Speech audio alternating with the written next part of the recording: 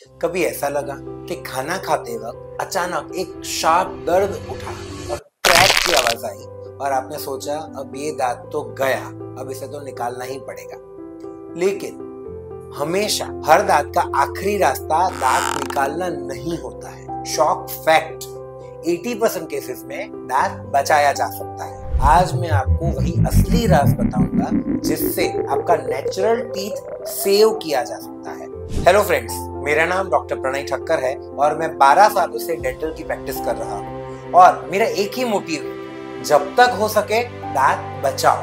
Root canal, crowns, bridges, aligners, bonding, splinting और onlay ऐसे अनेकों ऑप्शंस हैं जिससे आपके दांत को बचाने के चांसेस बढ़ सकते हैं। आज आपको मिलेगा straight, clear, fact based guide ताकि आप अननेसेसरी दांत निकालने से बच सको। लोग अक्सर सोचते हैं टूट गया, हिल रहा है तो निकाल दो, लेकिन रियलिटी में अगर दर्द या इंफेक्शन है तो उसे रूट कैनाल और क्राउन से बचाया जा सकता है। अगर क्रैक या फ्रैक्चर है तो उसका रूट इंटैक्ट हो तो हम उसके ऊपर फाइबर पोस्ट और क्राउन से उसे भी बचा सकते हैं। अगर मोबिलिटी है, दांत हिल रहा है, तो उसकी गम थेरेपी करके, उसका स्प्लिंटिंग करके हम उस दांत को भी बचा सकते हैं। अगर फ्रंट के दांतों में गैप है तो उसे मैरीलैंड ब्रिज से, वीनियर से, अलाइनर से, ऐसे अनेकों अदर ऑप्शन से हम उसे कवर अप कर सकते हैं। निकालना सिर्फ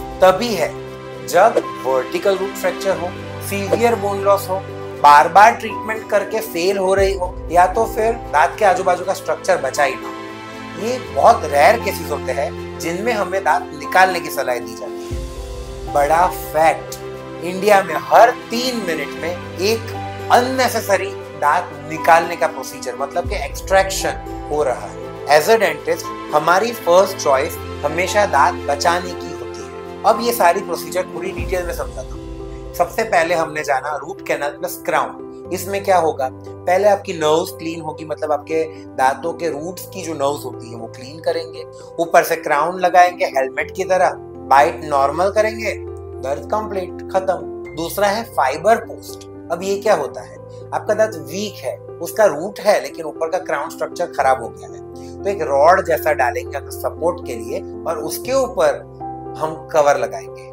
इससे आपका वीक दांत भी बचाया जा सकता है। ऑनले और इनले क्या होता है, सिर्फ दांत के अंदर जो सड़न वाला पार्ट है, वीक पार्ट है, उतना हम रिप्लेस करेंगे सीमेंट, मतलब इनले और ऑनले की अलग सीमेंट होती है, उससे हम पूरा क्राउन नहीं देंगे, तो इससे दांत स्ट्रॉन्ग भी रहेगा और प्रिजर्व्ड भी रहेगा। फिर आता है स्प्लिंटिंग। इसमें क्या होता है, आपके जो दांत हिल रहे हैं उसे फाइबर स्ट्रिप से हम जोड़ के उन्हें सपोर्ट देते हैं ताकि गम हीलिंग में टाइम मिले और हिलते हुए दांतों को मजबूत किया जा सके। फिर आता है ऑर्थोडोंटिक प्रोसीजर, जिसमें आएगा अलाइनर्स और ब्रेसेस, जिससे दांतों के गैप को नेचुरली क्लोज किया जाएगा और आपके दांतों को स्माइल करेक्शन से सीधे किए जाएंगे। फिर आते हैं ब्रिजेस। अगर बीच का एक दांत निकला है, 2 दांत का सपोर्ट लेके आजू बाजू के सपोर्ट से ब्रिज बनेगा, काफी लोगों को पता है।